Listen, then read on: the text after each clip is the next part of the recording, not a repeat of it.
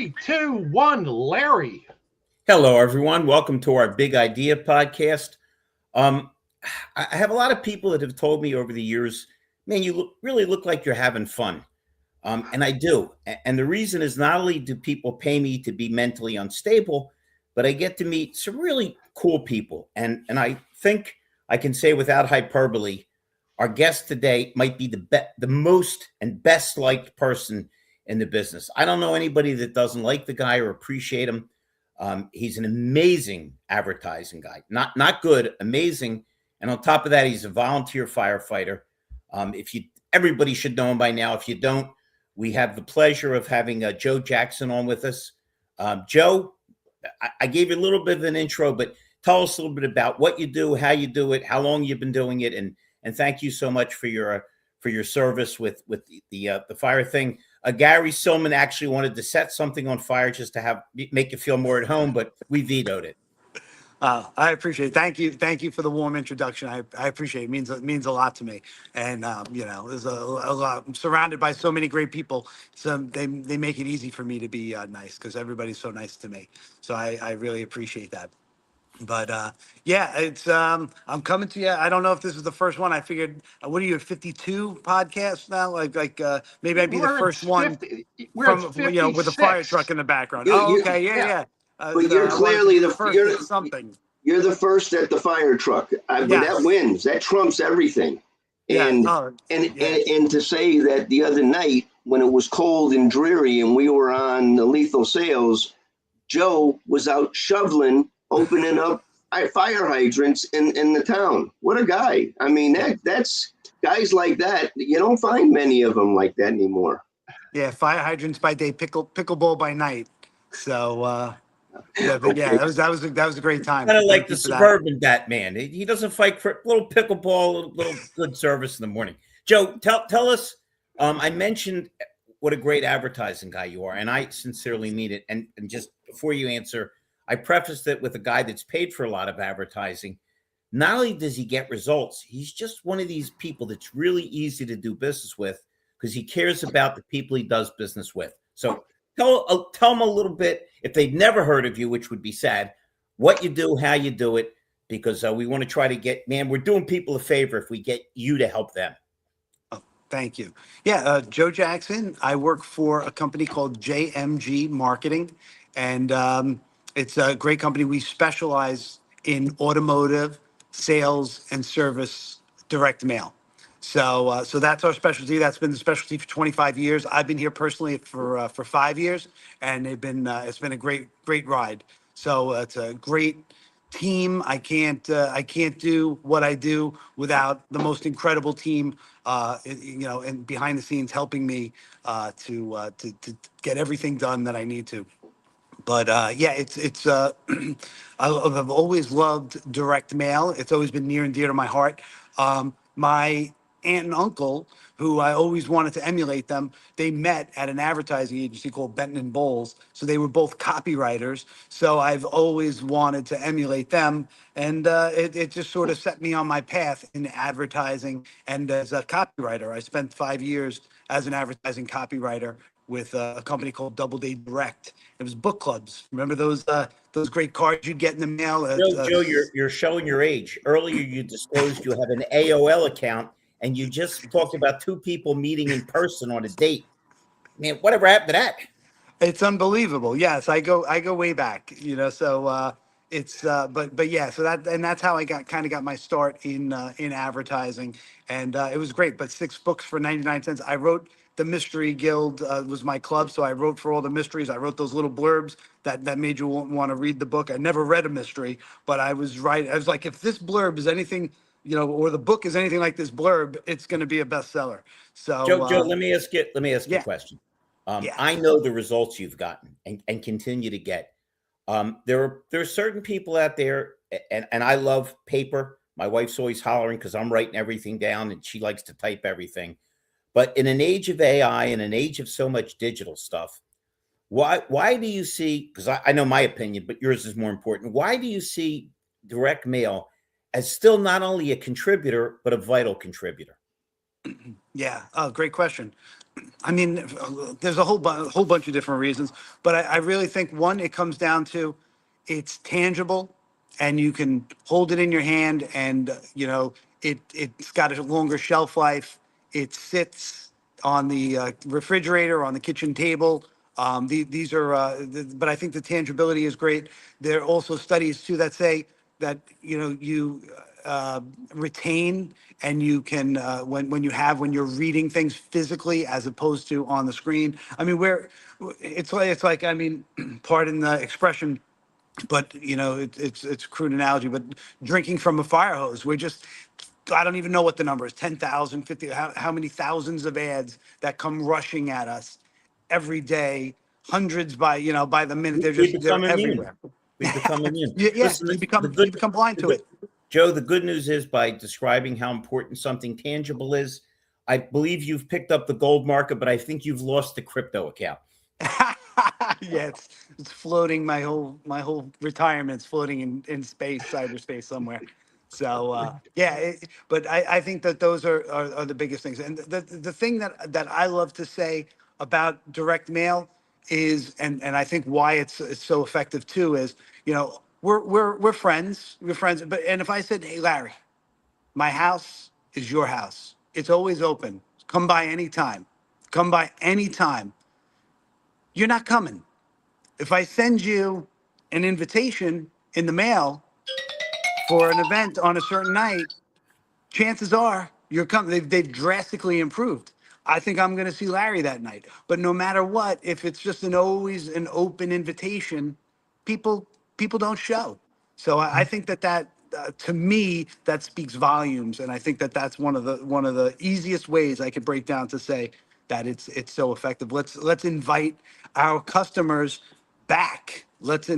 People who've lapsed. Let's invite people who don't know us, who aren't familiar with us. Let's put something in their hand that people believe it. More too when they see it in print. When they have an offer, they're holding it. It was mailed to them.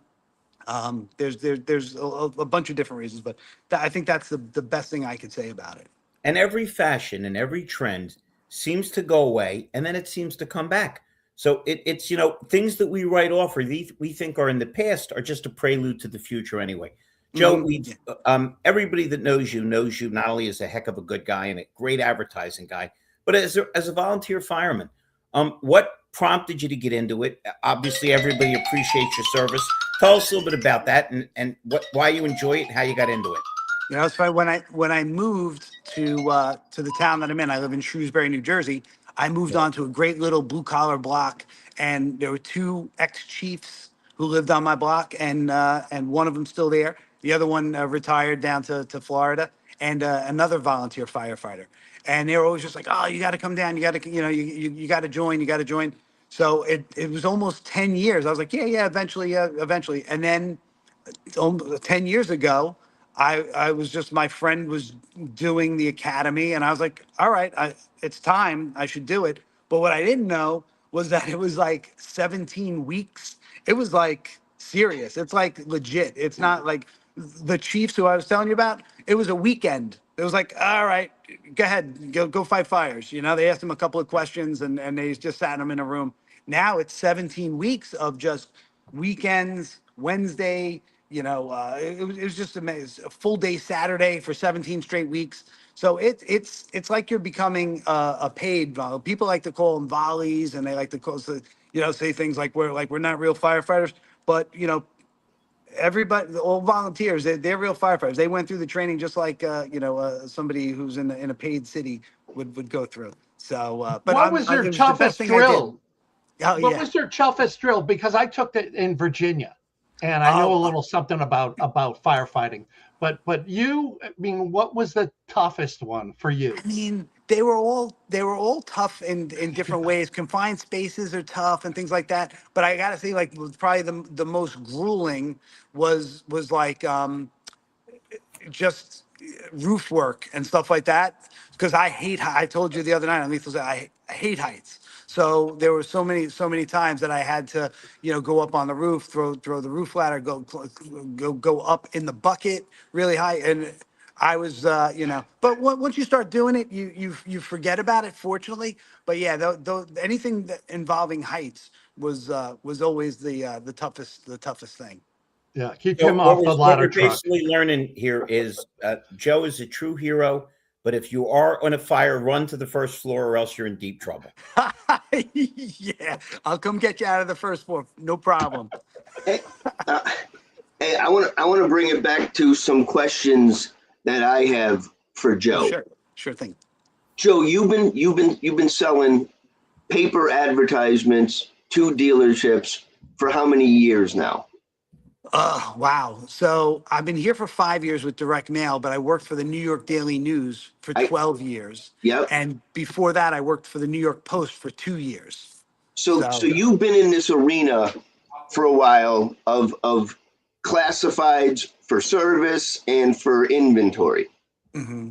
So today, the last 3 or 4 years, COVID, what's your opinion? I'm learning AI. I'm learning how AI meets marketing and how, in the auto industry, we have all of our experts and we have everybody, talking of what they're talking about. But when it breaks down to it, is that everybody's on the same page, is you have to have a process. And you have to have some sequences that everybody in senior management needs to agree to, and everybody needs to execute it on the floor, and it turns into training. Mm-hmm. Where do you see? I mean, because for me today, I jumped on that all things used car for the first time. I mean, so I got on there, so I'm watching. So you're with the people that are actually talking about best practices in the market. So you, from my standpoint, I'm looking at you, you're hanging around with the experts. Mm-hmm. So from you, where do you see where we are right now, and what is some of the solutions that dealers should look for? Is it a split? Should they try to do a little bit of print and do a little bit of ads? I mean, I know they used to have mixes and you would do a little bit of here and a little bit of there, but what's your opinion today? Yeah, that's a great question. I mean, I guess, and it comes down to everybody. I always have a very hard time and I struggle with giving like a blanket answer, because everybody is different no matter what. Everybody's got all these different variables and circumstances, where they're located, who their competitors are, what brand they're selling. So it's different for everybody, and what will work in one place may not necessarily work in another place. So yeah, I have a hard time answering, that sort of thing, because I just seen a mailer, gangbusters, for one guy, and then mediocre for another guy. And that's when you look at it and you start to see like who has the processes, like you said, and like who's on the ball, who's getting it done, and who's not, having any spillage, and who's taking advantage of their leads. But again, and the inventory, there are so many different things that will affect whether or not, which direction they're going. What I feel about with AI, and like helps me sleep at night too, where sometimes, because the elephant in the room is, and I would get this with the Daily News when I'd be like, oh man, the newspaper, this was 10, 12 years ago. I was just like, oh, it's dying. It's like, listen, everybody's having their challenges, no matter what they're in. Everything is getting so segmented and so broken down that it's you can't. The Daily News used to be a great place to run an ad, excuse me, and you're hitting, you're hitting, you're circulating, you're hitting a lot of people. Oh, you're hitting so many people at once. Now you have to, it's like total Raisin Bran, you got to eat,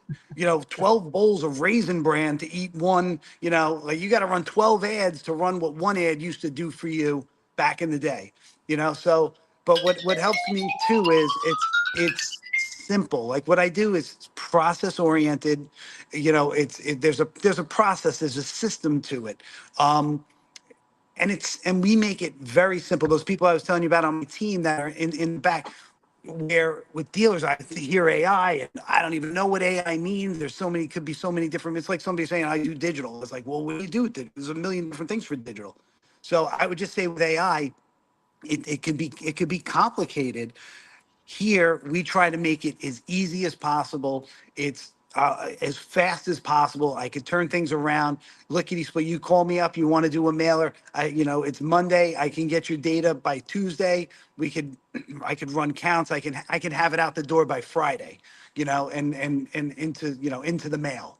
So you could turn things around real quick. But I think it's the simplicity of it, because guys, they're so overwhelmed. Like David Long, I got this expression from him where he would just say ADD. The guy's got ADD, and it stands for another damn dashboard. It's like these guys are overwhelmed with data, with information, with long emails from, if they have a bunch of different dealerships, from every single one. They're just getting as well as, bombarded. and the customers are also overwhelmed. Yes, and it's true, and the customers are overwhelmed.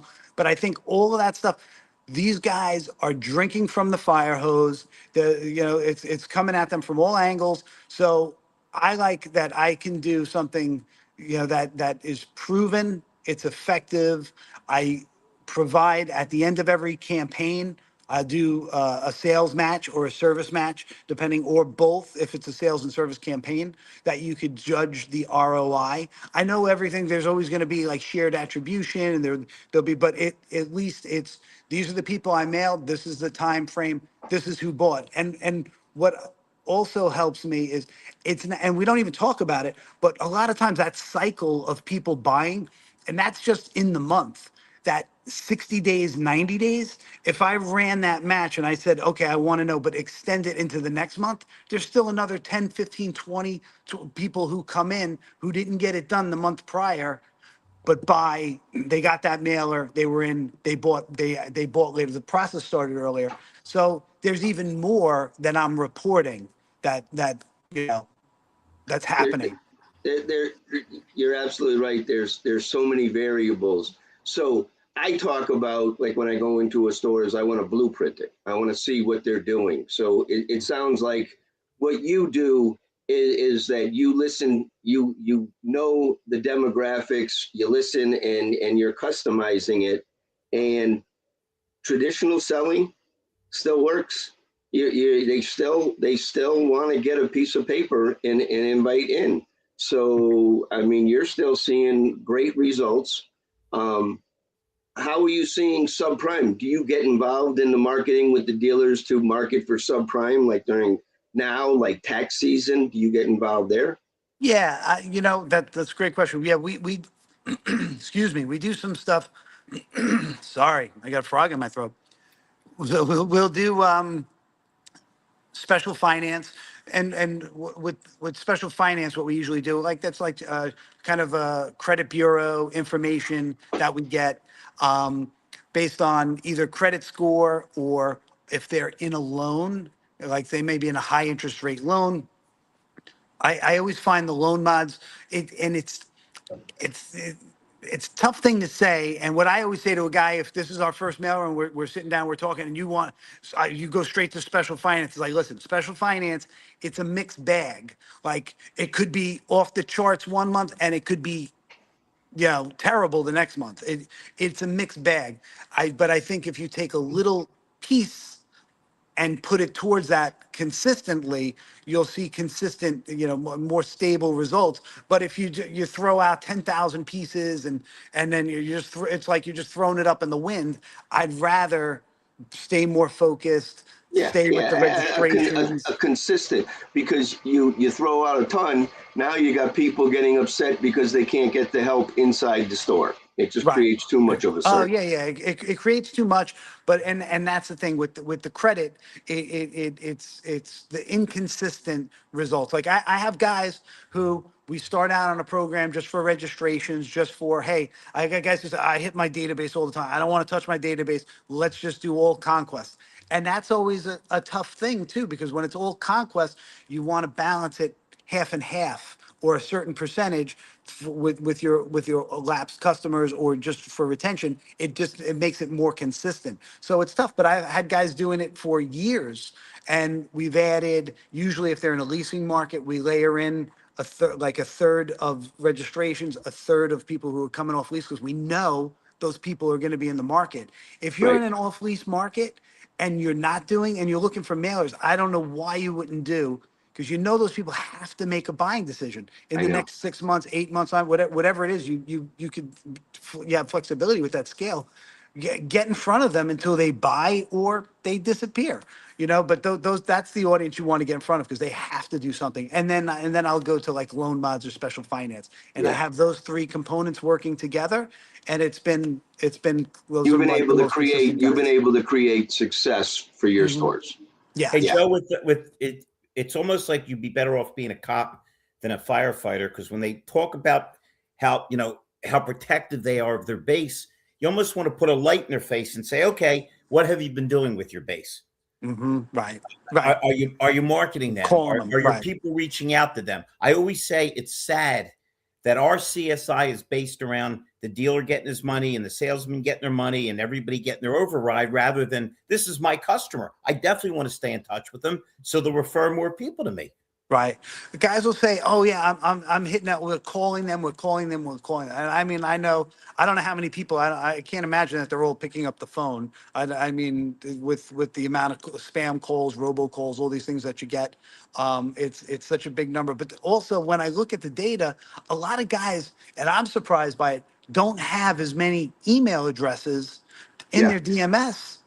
Like some guys are 50. I've seen 50%, less than 50%. It's like, what? How is this even possible? And some guys aren't collecting emails. Dirty data, as we were talking about the other day.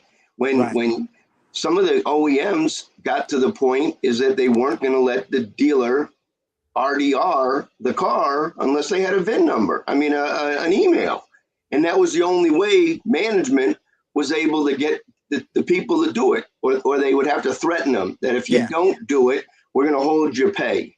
And that is so prevalent. You would think that with everybody talking, dealers would be running out, putting in systems to make sure that their future data is being stored properly. Because, I mean, going in and doing a data mine in 50% is garbage. And you'll find no email at noemail.com, they're just filling in the just enough to click the button to be moved on. And you're battling the nature of salespeople. Yeah, I have done it, and every other dealer on earth has done it. Hey, let's put a sheet in front of them so you can click off which source. Those things are never accurate because the people don't push. I made my deal. Let me get this guy the hell out of here. I'll fill it out. No, and that's what it is. And then and then the data sits. Hey, Joe. Go ahead. I'm such a big fan of yours, and anybody that did any business with you would also be a big fan. We have a Joe at JMG Marketing. Folks, I gotta do a disclaimer. I happen to be personal friends with Joe, so I know for a fact that when I call him, he answers, and he knows if he calls me, I answer. So if you really need a jolt, you want to see direct mail that actually works, directed by a guy that actually cares and does his due diligence. It's very easy to reach, and trust me, you'll be really happy. The people I've referred him to have always thanked me.